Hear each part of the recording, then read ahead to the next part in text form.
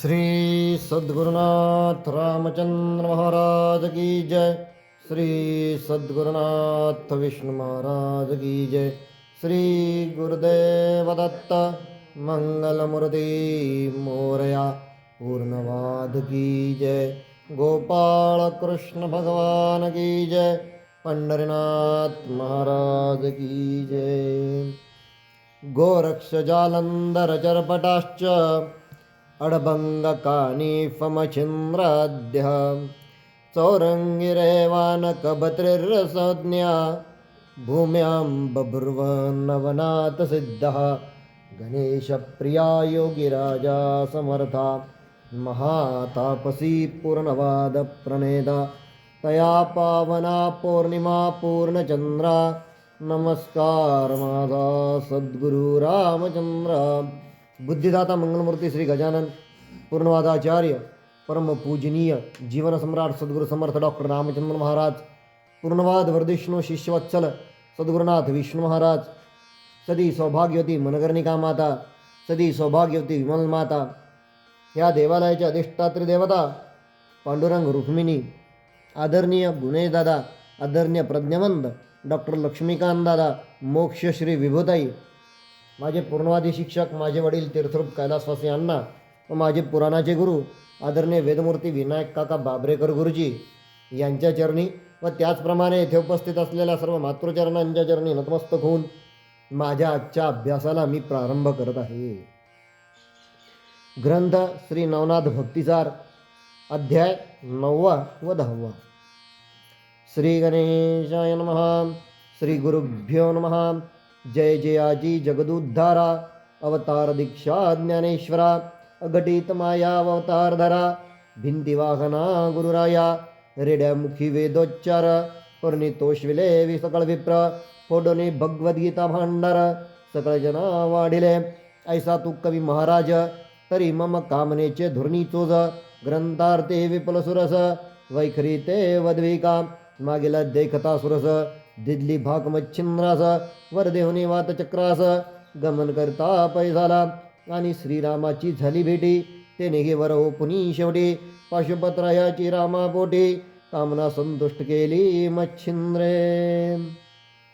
आपल्याला माहिती आहे की मागच्या अध्यायामध्ये आपण बघितलं की तो अयोध्येचा जो राजा होता, त्या राजाच्या अंतःकरणात अशी इच्छा निर्माण झाली की मी सुद्धा सूर्यवंशी आहे, मी सुद्धा रामाच्या कुळातला आहे, पण मला अजूनपर्यंत रामाचं काही दर्शन झालेलं नाही. आणि मग ही भावना त्याच्या अंतःकरणात आल्या असताना आणि नेमकी त्याच वेळेस अयोध्येमध्ये मच्छिंद्रनाथ हे दाखल झालेले होते आणि त्यांना ज्या घरामध्ये रामराया खेळले, लहानसे मोठे झाले, बागडले, नेमकी यांना ते घर यांना बघायचं होतं आणि त्या घरामधल्या या राममूर्तींचं यांना दर्शन घ्यायचं होतं. आणि मग हे जसे तिथे गेले तसं पुढं काय घडलं ते आपण कालच्या अध्यायामध्ये बघितलं. आणि मग शेवटी त्या राजाला साक्षात प्रभू श्रीरामांचं दर्शन यांनी घडवून दिलं. आणि त्यानंतर आताची आजची कथा आहे ती अत्यंत सुंदर अशा प्रकारची कथा आहे.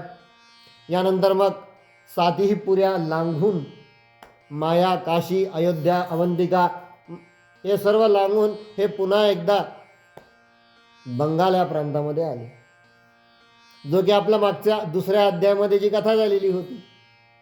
हे आले त्या बंगाल प्रांतामध्ये आल्यानंतर पुन्हा एकदा मच्छिंद्रनाथांना हे त्या गावी गेले. दयाळ नावाचा तो ब्राह्मण होता आणि सरस्वती नावाची त्याची पत्नी होती. हे पुन्हा एकदा त्यांच्या घरी गेले आणि त्यांच्या घरी जाऊन नाथ बाहेर उभं राहून अलख निरंजन गुरुदेव दत्त माई भिक्षा वाढा असं जोरात ललकारी यांनी दिली. बघा माध्यान्नीचा समय, नाथ आलेत दाराच्या बाहेर उभे आणि माईला हाक मारतात. ते सरस्वतीबाई बाहेर आल्या. नाथांना भिक्षा हवी होती काय? नाथ आले होते ते 12 वर्षापूर्वी, जी त्यांना सूर्याचा मंत्र अभिमंत्रण करून जी त्यांनी भस्म दिलेलं होतं, आज त्याचा जाब विचारण्यासाठी नाथ तेथे आलेले होते. आणि मग नाथांनी विचारलं, माई तुझा पुत्र कुठे? तुझ्या पुत्राला बोलाव. आणि मग त्यावेळेस ती खाली मान घालून ती वादायला लागली की कशाचं म्हणे, माझ्या नशिबामध्ये पुत्रसुखच नाही आहे म्हणे.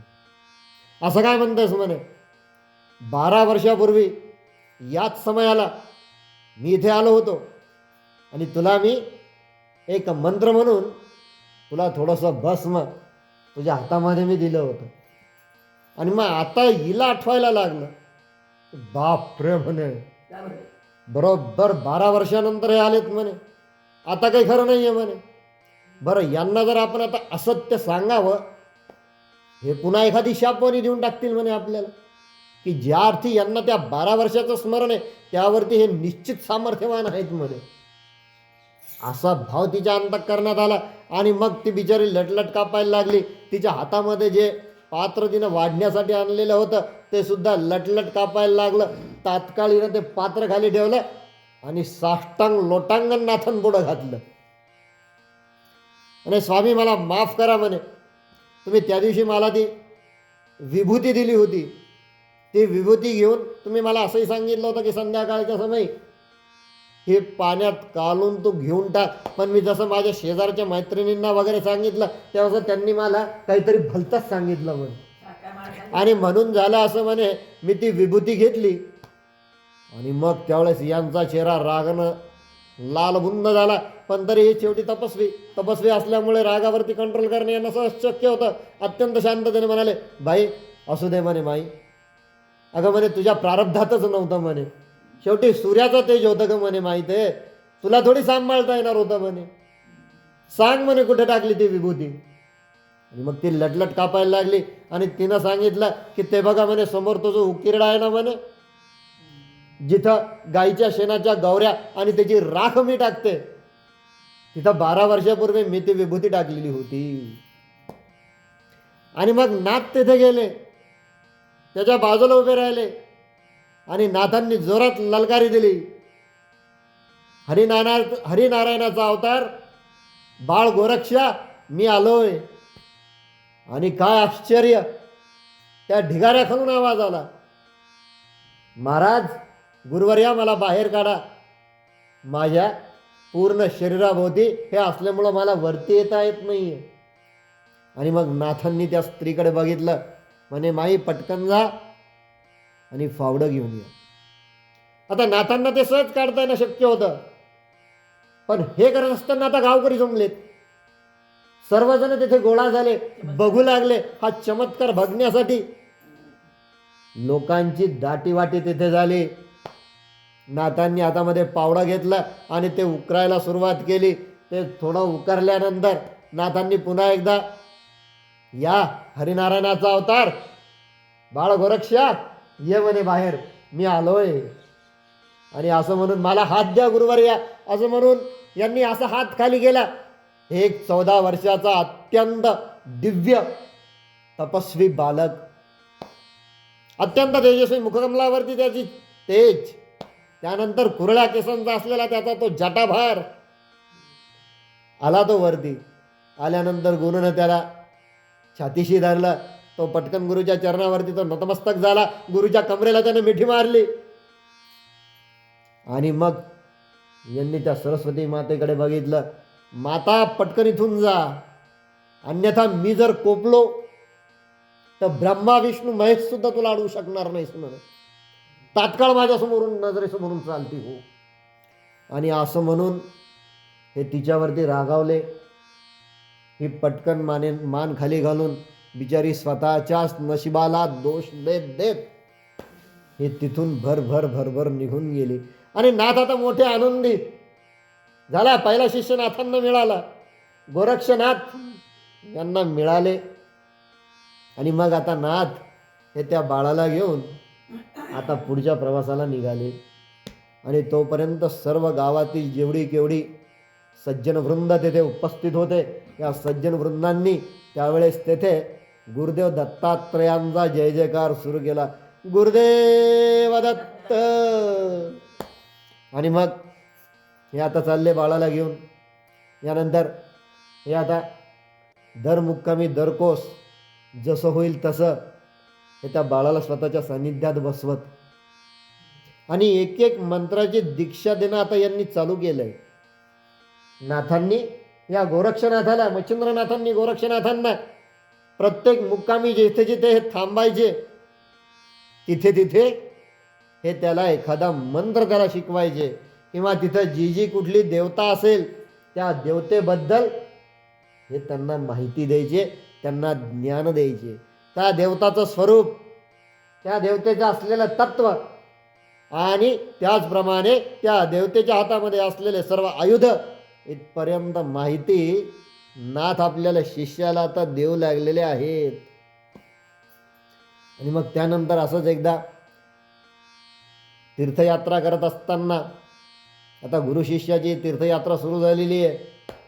गुरुचे चालण्याचा तो वेग, आधीच तर मच्छिंद्रनाथ, त्यात पुन्हा ते योग्याचं शरीर आणि त्यात पुन्हा ब्रह्मचार्य, त्याच्यामुळे संत असेल का त्यांचं चालणं, यांचीही असलेली वायूसारखी गती आणि त्याचबरोबर त्यांना साथ असलेली त्यांच्या शिष्याचीही तशीच गती. चाललेत दोघंजण, ज्याप्रमाणे पितापुत्र शोभावे त्याप्रमाणे हे गुरु शिष्य चालले. आणि तीर्थयात्रा करत करत कनकगिरीच्या एका गावामध्ये ते आले. एका गावाच्या तिथं ते आले. नाथ गावाच्या बाहेर थांबले मच्छिंद्रनाथ, आणि गोरक्षनाथांना त्यांनी असं सांगितलं की बाळ जा म्हणे, इथून समोर वस्ती दिसतीये, त्या वस्तीमध्ये जा, माध्यान्नाचा समय झालाय, मला पण आता थोडी भूक लागली, थोडीशी भिक्षा मागून तो घेऊन ये. आणि मग निघाले. ते छोटं छोटं सुंदर असलेलं ते तेजस्वी रूप, हातामध्ये असलेला तो त्यांची ती कुबडी आणि गाड्याला असलेली ती झोळी, आणि त्यात पुन्हा अंगावरती असलेल्या त्या रुद्राक्षांच्या माळा आणि चहू अंगाला लावलेलं ते त्रिपुंड्र, आणि ती केशराची उटी, चंदनाची उटी, चालले शांततेनं. ओम भौतिभिक्षांदही अलाख निरंजन गुरुदेव दत्त असं म्हणत म्हणत म्हणत म्हणत चालले. आणि नेमके हे गोरक्षनाथ एका ब्राह्मणाच्या घरासमोर आले. त्या दिवशी त्या ब्राह्मणाच्या घरी त्याच्या वडिलाची पितृतिथी होती, म्हणजे त्याच्या वडिलांचं श्राद्ध होतं. तिथे आले गोरक्षनाथ. तिथं आल्यानंतर दारासमोर उभे राहिले, दोन्ही हात वरती गेले आणि उंच करून म्हणाले, अलाख निरंजन माई ओम भौतिभिक्षांदही. त्याच वेळेस ती जी माई होती, ती ब्राह्मण स्त्री होती, तिनं बघितलं आणि माध्यान्नाचा समय, वरती तो सूर्यनारायण मार्तंड भास्कर, तो तपन या नावानं तो तळपतोय, आणि खाली हा अत्यंत तेजस्वी असलेला 12 वर्षाचा तपस्वी कुमार आलेला आहे. असं म्हणून त्या माईनं सुद्धा पूर्ण ताट भरून त्याला अन्न दिलं, भिक्षा दिली, आणि त्याला सांगितलं की बाळा ही घे भिक्षा आणि तृप्त हो. निघाला बाळ. आता बाळाला वाटलं मग आता अजून कशाला इतर घरी जायचं, एकाच घरामध्ये आपल्याला चांगली भिक्षा मिळाली, पुन्हा सुंदर अशा प्रकारचा तळण्याचा वगैरे वास येतोय आतमधून, चला म्हणे आता गुरु पण आपले खुश होतील. आणि असं म्हणून हे पुन्हा इतर काही घरी न जाता हे आपल्या गुरुकडे आले. गुरुकडे आल्यानंतर यांनी गुरुच्या समोर ते पात्र ठेवलं. स्वतः गुरु शिष्य दोघंजण उठले, बाहेर आले, दोघांनी हात आणि पाय धुतले आणि पुन्हा जागेवरती येऊन बसले. गुरुनी शिष्याला त्या दिवशी स्वतःच्या हातानं भरवलं, स्वतःच्या हातानं भरवलं.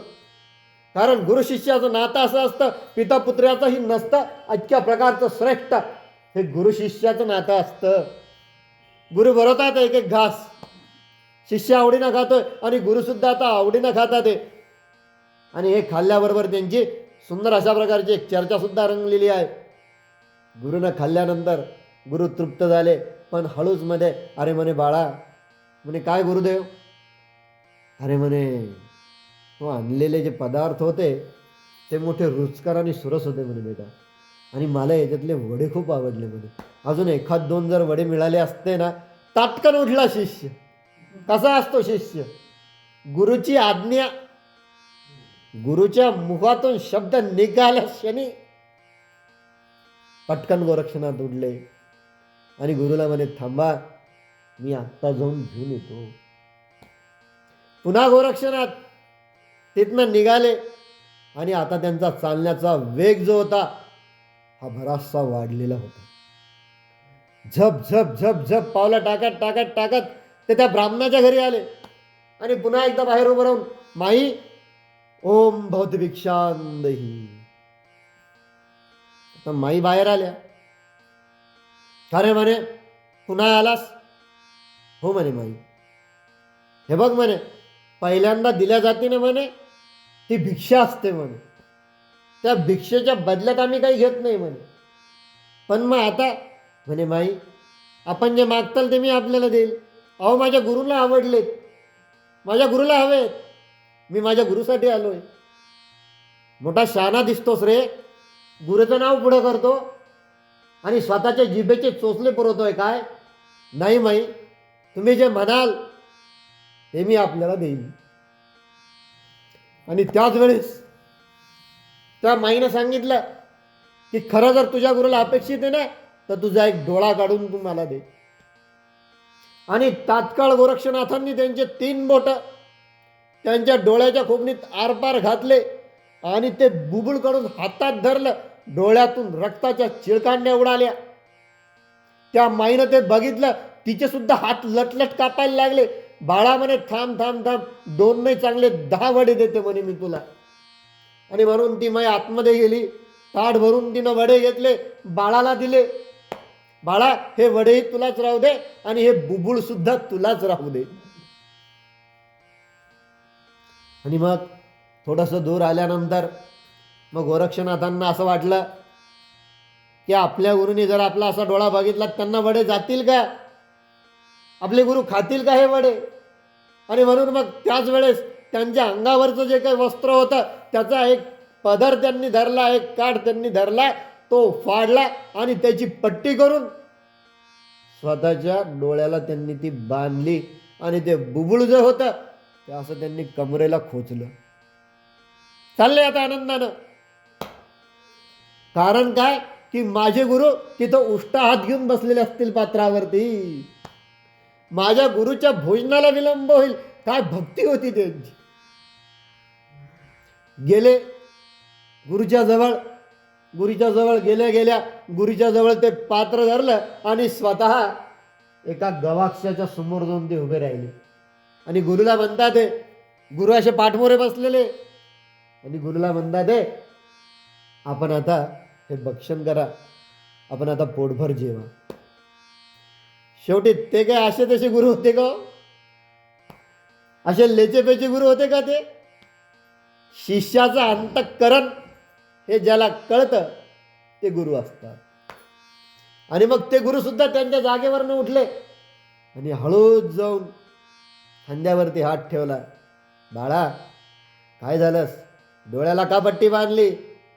गोरक्षा, बोल. आणि मग गोरक्षनाथांनी बघितलं आणि तात्काळ त्यांचे चरण धरले आणि सर्व इतिवृत्तांत त्यांना सांगितला. मी जेव्हा त्या घरी भिक्षा मागण्यासाठी गेलो तेव्हा तिनं मला असं सांगितलं की पहिल्यांदा अवचित येतो तो अतिथी असतो, त्याला पोटभर देणं हे आमचं विनामूल्य, त्याला पोटभर जेव घालणं हा आमचा ग्रस्ताश्रम धर्म.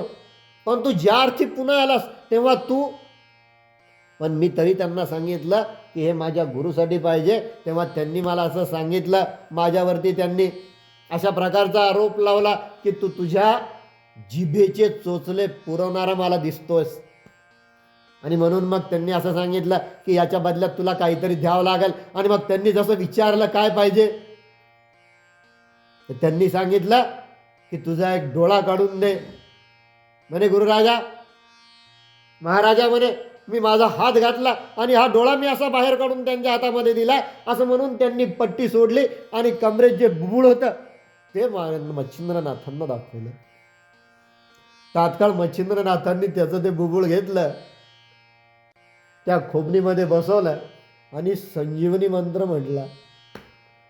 पुन्हा पूर्ववत, चेहरा पुन्हा पूर्ववत हे होतं त्या गुरुचं सामर्थ्य आणि अशी होती त्या शिष्याची गुरुवरती असणारी निष्ठा. आणि मग त्यानंतर पुन्हा एकदा गुरु आणि शिष्य.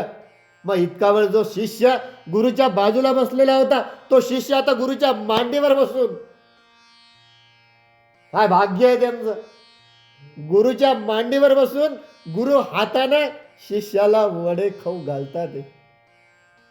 याला म्हणतात धन्य ते गुरु आणि धन्य ते शिष्य.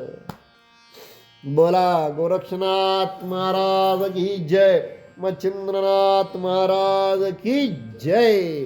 आणि या अध्यायाच्या श्रवणाने अथवा पठण्याने 14 विद्या व 64 कला प्राप्त होती. पण पूर्णमादाचार्य परमपूज्य डॉक्टर रामचंद्र महाराज पारनेरकर यांच्या वचनांवर जर आपण विश्वास ठेवला तर 65वी कला सहजगत आपल्याला प्राप्त होते. आणि म्हणून आपण आता या 10व्या अध्यायाकडे वळतोय. मी जसं आत्ताच सांगितलं की गुरुची आणि शिष्याची आता तीर्थयात्रा सुरू आहे. मजल दर मजल, कोस दर कोस. आणि चालता चालता गुरु मात्र शिष्याला एक एक मंत्र, त्या मंत्राच्या अधीन असलेली देवता, तिच्या अधीन असलेली ती आदिदेवता, प्रत्यादिदेवता, अशा प्रकारच्या देवतांची ओळख गुरु आता शिष्यांना करून देऊ लागलेले आहेत. आणि म्हणता म्हणता मच्छिंद्रनाथांनी रसशास्त्र, काव्य, वेदशास्त्र, ज्योतिष, व्याकरण, धनुर्वेद, मल्लविद्या, अश्वविद्या, नाट्य, शृंगार अशा प्रकारच्या विद्या मच्छिंद्रनाथांनी गोरक्षनाथांना शिकवली. त्याचप्रमाणे नाना प्रकारचे अस्त्र, नाना प्रकारचे शस्त्र, त्याचबरोबर त्या सर्व अस्त्रांवरची असलेली देवता, तिचा मंत्र, या सर्व गोरक्षनाथांना त्यांनी अनुकूल करून दिल्या. आता तयार होता ते. आणि म्हणून गुरु सहवासा अत्यंत महत्वाचा असतो.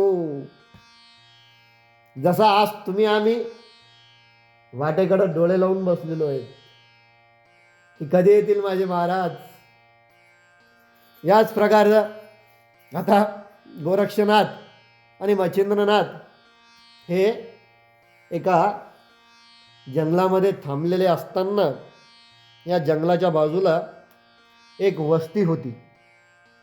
आणि त्या वस्तीमध्ये बरेचसे लहान मुलं खेळत होते. आणि मग एके समय मच्छिंद्रनाथांनी गोरक्षनाथांना सांगितलं की मी जरा थोडंसं बाहेर जाऊन येतो, तू इथं बसून मी तुला जी काही संजीवनी विद्या काल दिली ती घोकत बस. आपल्याला माहिती आहे आमचे इथं असलेले वेदाचे गुरु, आमचे आचार्य वेदमूर्ती लक्ष्मण शास्त्री गठ्ठू गुरुजी हे आम्हाला नेहमी एक गोष्ट सांगत असतात. कोणती गोष्ट होती की 9व्या दिवशी वेद नवा.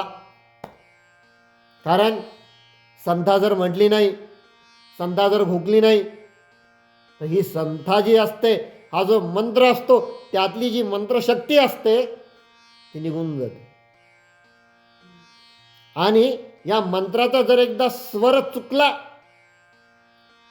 की जेवढा परिणाम हा आपल्यावरती होतो, त्याचप्रमाणे आता बघा, आता आम्ही जेव्हा बाहेर पौरोहित्य करतो आणि आमच्याकडे जेव्हा कोणी यजमान येतात तेव्हा आमच्यावरती जेवढा त्याचा जास्त विपरीत परिणाम होतो त्याच्या 10 पटीने जास्त तो त्या यजमानावरती होऊ शकतो. आणि म्हणून की काय, हे मंत्र जे असतात ना हे सतत, आणि म्हणून महाराजांनी त्यासाठी एक शब्द वापरलेला आहे की लोखंडाचे चणे खाणं. वेदमंत्र शिकणं म्हणजे काय, हे वाघिणीचं दूध आहे, याच्यासाठी ते स्वर्णपात्रच असणं आवश्यक असतं. आणि ते जर व्हावंसं वाटत असेल तर त्यासाठी त्याला टाकीचे घावे सोसावेच लागतात, त्याला संथा म्हणावीच लागते. आणि मग गुरुनं असं सांगितल्यानंतर आता गोरक्षनाथ किती वय असलो, साधारण 12-12.5 वर्षाचं ते बाळ बसलं एका कोपऱ्यामध्ये खेळत, संधा म्हणतोय. आणि बाजूला त्याच वस्तीवरची काही मुलं आलेली होती लहान लहान, आणि त्यांचा खेळ चालू होता चिखलाचं. त्यांनी बैलगाडी तयार केलेली होती आणि त्यांना ती करायची होती. चिखलाच्या काही बैलगाड्या त्यांना करायच्या होत्या आणि काही गाडीवान सुद्धा त्यांना तयार करायचा होता. आता बघा, या मुलांना चिखलाच्या खेळण्या तयार करायच्या आणि इकडं गोरक्षनाथ महाराज काय करतात, ते त्यांच्या गुरुनी मच्छिंद्रनाथांनी दिलेली संजीवनी विद्या जी आहे तिचा पाठ यांच्या मुखातून चालू आहे. सतत यांच्या मुखातनं तो मंत्रोच्चार चालू आहे. आणि त्याच वेळेस एक 2-3 यांचे असलेले समवयस्क असे काही मुलं गोरक्षनाथांजवळ आले. आता त्यांच्या दृष्टीनं त्यांची तर काही बुद्धिमत्ता एवढी नव्हती की हे कोणीतरी साधू आहे किंवा कोणतरी तपस्वी आहे, कोणतरी हा बालयोगी आहे. हे तर त्यांच्या बिचाऱ्यांच्या अंतःकरणात सुद्धा विषय नव्हता. त्यांना फक्त एकच कळालं, जेवढी आपली उंची तेवढीच याची उंची, म्हणजे हा आपल्याच वयाचा दिसतोय. आणि म्हणून मग त्यांनी आता हट्ट सुरू केला की तू पण म्हणे आता एक काम कर म्हणे, आम्हाला या चिखलाचा आम्हाला तू बैलगाडी बनवून दे म्हणे. तेव्हा यांनी सांगितलं नाही, मला येत नाही, तुम्ही जा म्हणे इथून. ते गेले पुन्हा. त्या मुलांनी तिकडे चिखलाची कशी तरी, ज्याला आजच्या भाषेत म्हणतो ओबड धोबड, अशा प्रकारची बैलगाडी तयार केली. पण आता त्या बैलगाडीवर बसण्यासाठी गाडीवान त्यांना हवा होता, चांगला एखादा. आणि म्हणून मग ते हळूच पुन्हा एकदा या बाळाजवळ आले आणि काकुळतीनं ते गोरक्षनाथांना विनंती करायला लागले की काहीही कर, पण बाबा आम्हाला एक चांगला मातीचा पुतळा तू तयार करून दे. बघा बरं का, आता मुखातनं संजीवनी विद्येचे मंत्र चालू आहेत आणि हातामध्ये यांनी ती ओली माती जी अत्यंत मऊ असते ती माती हातामध्ये घेतली. तो चिखलाचा गोळा आता हातात घेतला आहे. आता वळायचं काम चालू आहे, पण इकडं मुखातून संजीवनी विद्येचे मंत्र चालू आहेत.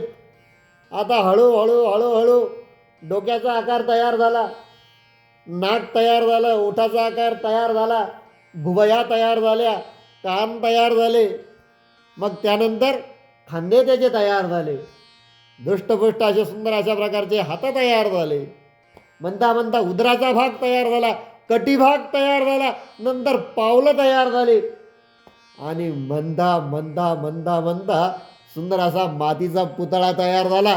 पण गंमत अशी झाली की मुखातल्या संजीवनी विद्येमुळे त्या पुतळ्यात प्राण आला, चेतन झाला, तो सचेत झाला, तो चलनवलन करायला लागला. आणि हे जेव्हा त्या मुलांनी बघितलं तेव्हा ते मुलं सुद्धा, अरे भूत केलं म्हणे यानं तयार, भूत केलं यानं तयार, भूत आलं भूत आलं भूत आलं. आणि मग हाही बिचारा घाबरून गेला. ते गोरक्षनाथ होते हे सुद्धा घाबरून गेले.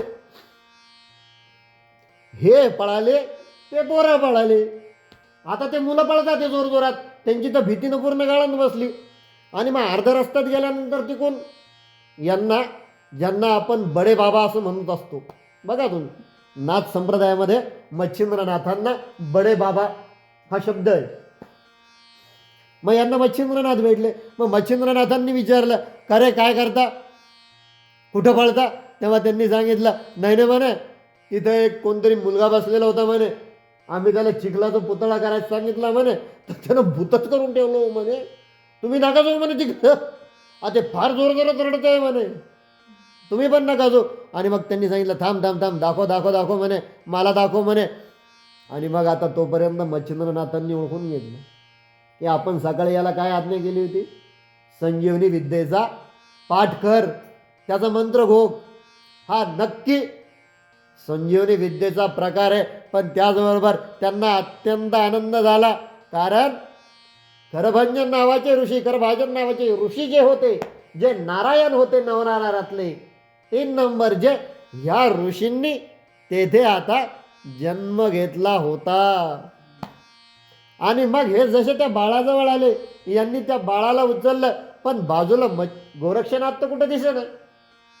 मग मच्छिंद्रनाथांनी त्या बाळाला घेतलं. आणि आता नाथांना ते पूर्णपणे माहिती आहे की गोरक्षनाथ हा आता तयार होतोय, पण तो थोडा अजून कच्चा आहे, मडकं कच्चा आहे. पण आता हा चमत्कार गावातल्या लोकांना दाखवायचा होता.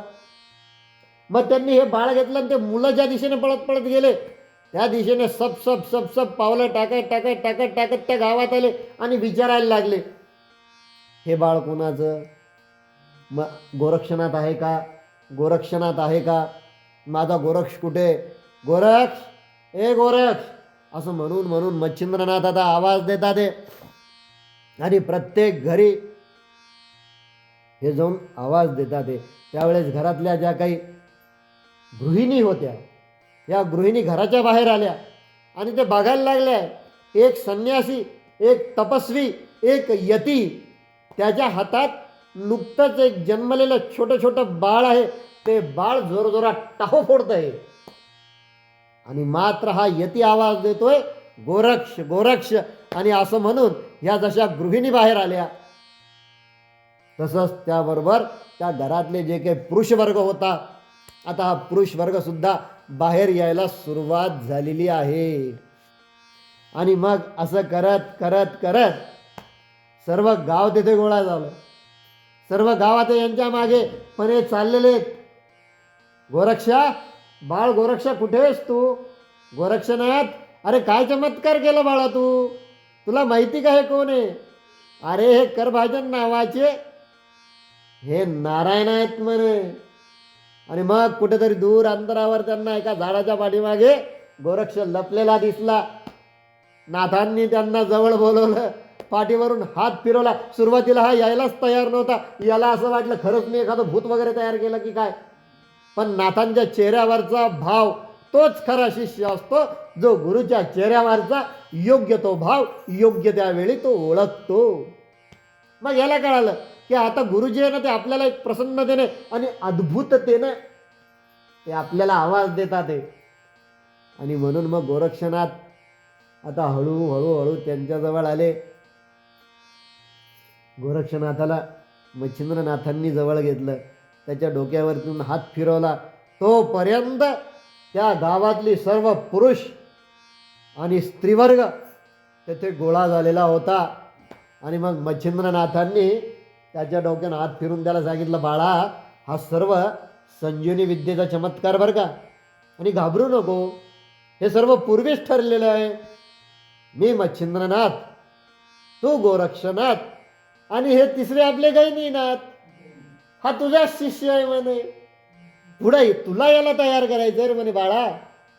आणि मग असं म्हणून हे सर्व गावाची मंडळी हा चमत्कार बघतात आहे की एका छोट्याशा बालकानं एका मातीच्या पुतळ्यात प्राण फुंकले. झालं. मग आता या दोघांच्या गुरुच्या शिष्याच्या योगबलाची, त्यांच्या सामर्थ्याची संपूर्ण गावाला कल्पना आली. मग त्यानंतर काही आजीबाई अशा ज्या वयस्कर होत्या, ज्यांना खऱ्या अर्थानं ज्ञानवृद्ध वयोवृद्ध असं म्हणता येईल, या अशा दोन चार काय ज्या काय आजीबाई होत्या, त्या मग नाथांकडे आल्या आणि त्यांना म्हणायला लागल्या, आता तू तपस्वी आहे, पण हे बाळ तर लहान आहे ना, मग आता बरं याची देखभाल जर करायची म्हटली म्हणजे कोणतरी स्त्रीच लागेल. मग त्यांनी असं सांगितलं की या गावामध्ये मधू नावाचा एक ब्राह्मण राहतो आणि गंगाबाई नावाची त्याची पत्नी आहे. या दोघांना सुद्धा बऱ्याच वर्षांपासून अपत्य नाही. तर तुम्ही एक काम करा, या बाळाला त्यांच्या हवाली करा. आणि मग तोपर्यंत मच्छिंद्रनाथांनी त्यांच्या अंगावरचं जे उपरणं होतं त्या उपरण्याची झोळी बांधली आणि एक टोक ह्या झाडाला आणि एक टोक त्या झाडाला बांधून मध्ये या गहिनीनाथाला झोपवलं. आणि नाथ झोका देतात हे. आणि मग गोरक्षनाथाला सांगितलं, जा म्हणे त्यांना घेऊन तर ये. आणि मग हे गेले. हे गेल्यानंतर हे पुन्हा आले. मग यांनी नाथांना सांगितलं की नाथ, गुरुवर्य, आपणच चलावं. आणि मग पुन्हा एकदा गुरुनी ते छोटं छोटं बाळ काढलं, ते खांद्यावरती घेतलं, ते जे उपरणं होतं ते बाळाला चोकडून ते गुंडाळून घेतलं, असं छान असं सुंदर असं मस्तपैकी त्याला असं हृदयाशी धरलं आणि नाथ आता निघाले झप झप झप झप पावलं टाकत. मच्छिंद्रनाथ निघाले, त्यांच्याबरोबर गोरक्षनाथ निघाले. गहिनीनाथ तर आता हृदयालाच लावलेले होते. आले, त्या ब्राह्मणाच्या घरी आले आणि त्या ब्राह्मणाला सांगितलं की तुझ्या धर्मपत्नीला बाहेर बोलव. आणि मग त्यांनी आवाज दिला, गंगाबाई जरा बाहेर तर या, बघा कोण आलंय आपल्याकडे. आणि मग त्यांनी विचारपूस केली. तेव्हा त्यांनी असं सांगितलं की माझ्या शिष्यानी एका मोठ्या चमत्कारानं हे बाळ उत्पन्न केलं. त्यामुळे आता या बाळाची देखभाल करण्यासाठी त्याला आईची गरज आहे. आणि म्हणून मी आपल्या चरणी अशी प्रार्थना करतो की आपण त्याची आई व्हा. आणि मग असं म्हटल्यानंतर हे जे जोडपं होतं, या जोडप्यांनी त्यांना असा प्रश्न विचारला. विशेष करून महिलांच्या अंतःकरणात खूप प्रश्न येतात की ठीक आहे म्हणे, मी जरी या बाळाला माझ्या घरी ठेवून घेतलं तरी माझ्यात मातृत्व कसं निर्माण होईल म्हणे. आणि असं म्हणतात मच्छिंद्रनाथांनी पुन्हा एक विभूती काढली, मंत्र म्हटला, त्या मातेच्या अंगावरती जसा टाकला तसा त्या मातेला पाना फुटला. त्या मातेनं त्या बाळाला घेतलं, स्वतःच्या छातीला लावलं, आतमध्ये गेली, पदराखाली घेतलं. आणि मग नाथांनी त्यांना सांगितलं की या बाळाचा बरोबर 12 वर्षापर्यंत तुम्ही सांभाळ करा. 12 वर्षानंतर हा माझा शिष्य गोरक्षनाथ येईल आणि या बाळाचं नामकरण तुम्ही गहिनीनाथ असं ठेवा. बरोबर 12 वर्षानंतर गोरक्ष येईल आणि या मुलाला योग दीक्षा देईल. आणि मग असं असताना पुन्हा एकदा त्या मातेनं प्रश्न विचारला की तुम्ही जर जोगी असता तर मग या बालाच्या बाबतीत एवढी मनता आणि एवढी आस्था तरी कशाला ठेवता हो? कोणती? म्हणजे आम्ही 12 वर्षानंतर येऊ, तुम्ही तर जोगी आहात ना.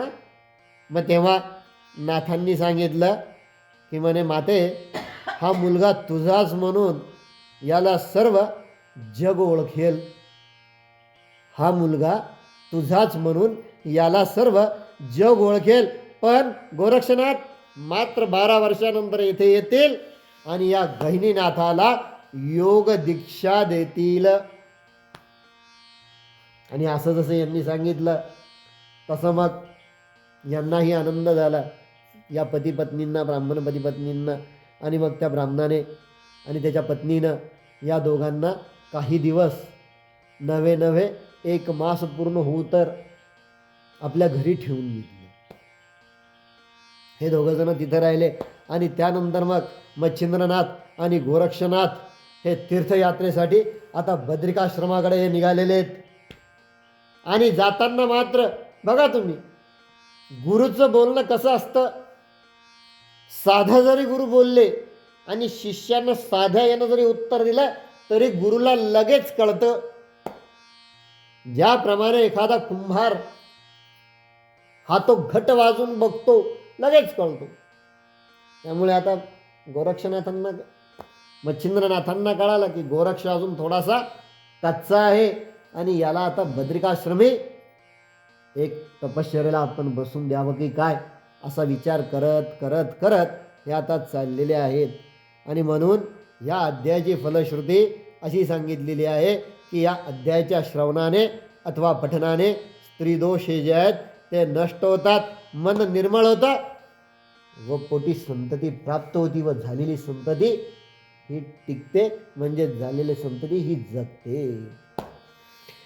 हरे राम राम राम हरे हरे, हरे कृष्ण कृष्ण कृष्ण हरे हरे, हरे राम राम राम हरे हरे, हरे कृष्ण कृष्ण कृष्ण हरे हरे, हरे राम राम राम हरे हरे, हरे कृष्ण कृष्ण कृष्ण हरे हरे. श्री सद्गुरुनाथ रामचंद्र महाराज की जय. श्री सद्गुरुनाथ विष्णु महाराज की जय. श्री गुरुदेव दत्त मंगलमूर्ती.